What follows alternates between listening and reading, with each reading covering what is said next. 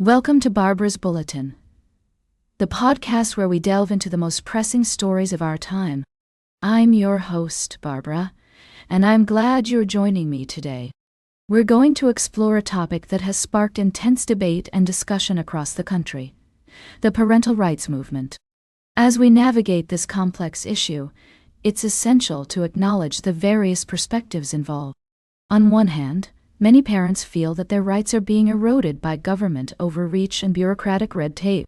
They argue that they know what's best for their children and should have the autonomy to make decisions about their education, healthcare, and well-being.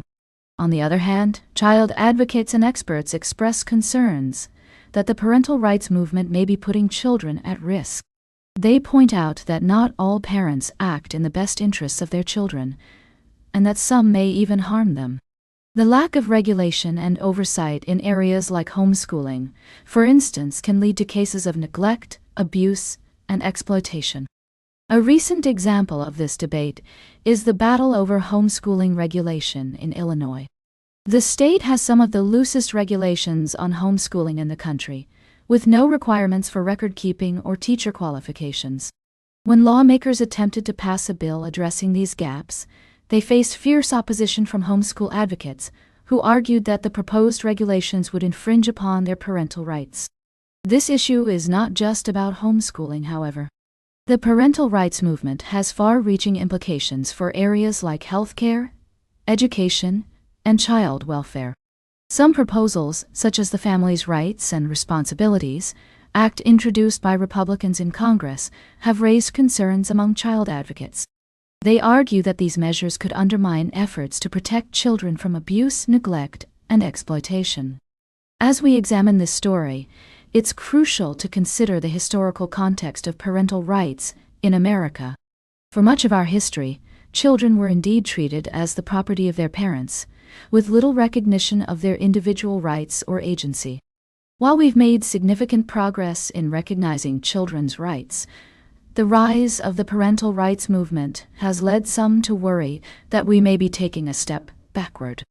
We'll continue to explore this complex and multifaceted issue in future segments, speaking with experts, advocates, and individuals directly affected by these policies.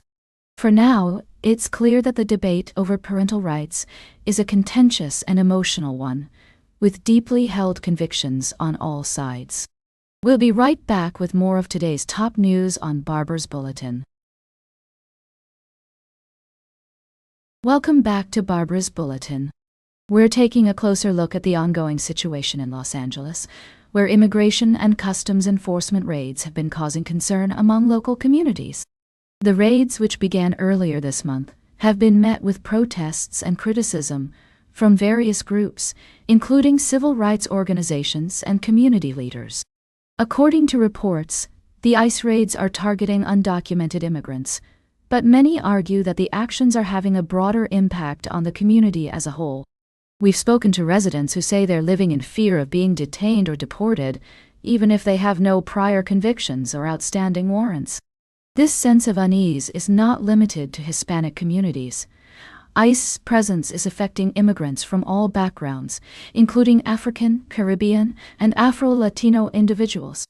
Community organizer Shropshire notes that the show of force by ICE is a concern for all Angelenos, regardless of their immigration status. She emphasizes that the issue goes beyond just Latino communities and affects Black Americans as well, highlighting the need for solidarity across different racial and ethnic groups. Shropshire also points out that cities with Black Democrat mayors, such as Chicago, Seattle, and Washington, D.C., are being targeted by ICE, which raises questions about the motivations behind these actions. On the other hand, some argue that ICE is simply enforcing existing laws and keeping communities safe by removing individuals who have committed crimes. DASH spokesperson Tricia McLaughlin states that the raids are necessary to apprehend violent offenders, such as rapists and murderers, and that those protesting the raids should be thanking ICE officers instead. As we navigate this complex issue, it's essential to consider multiple perspectives and avoid making assumptions or jumping to conclusions. We must also recognize the human impact of these actions on families and individuals who are simply trying to make a living and build a better life for themselves. We'll continue to follow this story and provide updates as more information becomes available.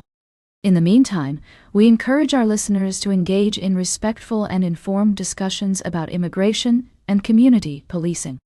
Stay tuned for our final story of the day, right here on Barbara's Bulletin.